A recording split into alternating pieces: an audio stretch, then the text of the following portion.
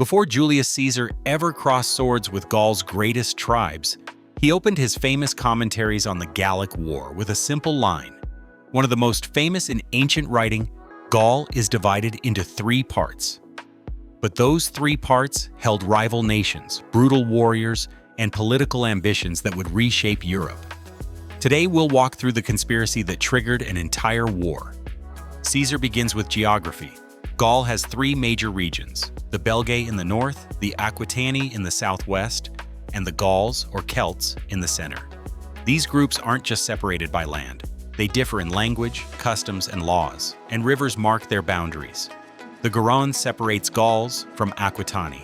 The Marne and Seine separate them from the Belgae. Then Caesar delivers a Roman general's judgment. Of all these, the Belgae are the bravest. Why? Because they live farthest from Roman civilization. They rarely see merchants. They import few luxuries. Their lives stay hard, and their minds stay hard as well. But there's more. The Belgae constantly wage war with the fierce Germans beyond the Rhine. And this constant fighting makes them, Caesar says, even tougher. That same logic applies to another tribe, the Helvetii of modern Switzerland. Like the Belgae, they are locked in regular combat with German tribes, which builds their reputation as some of Gaul's strongest warriors. But there's a problem. The Helvetii are trapped by geography. To the north, the deep, wide Rhine River. To the east, the huge Jura Mountains. To the south, Lake Geneva and the Rhone River. These natural barriers hem them in on all sides. They cannot expand. They cannot raid. They cannot roam widely. Something warlike peoples prize.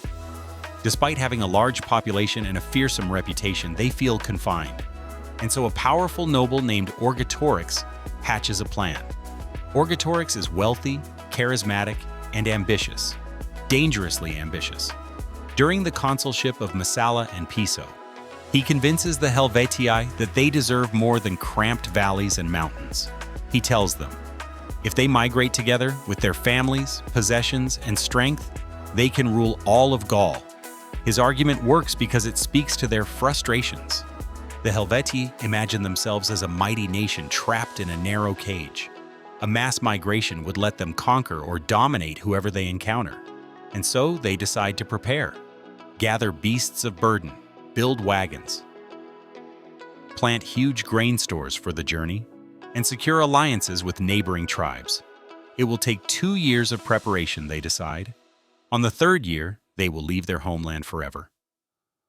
Orgetorix is appointed to oversee every arrangement, but Orgetorix isn't thinking only about migration. He wants power, absolute power.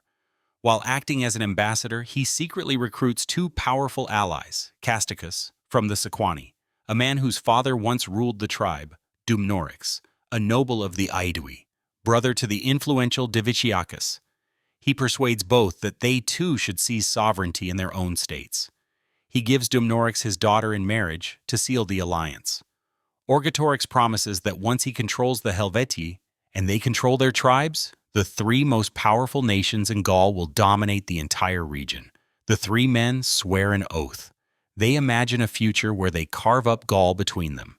And this conspiracy, is what Caesar says launched the Great Helvetian Migration and eventually gave Rome the pretext for a war that would change European history. Caesar lays out geography, rivalries, ambition, and one massive plot for domination. But this is only the beginning.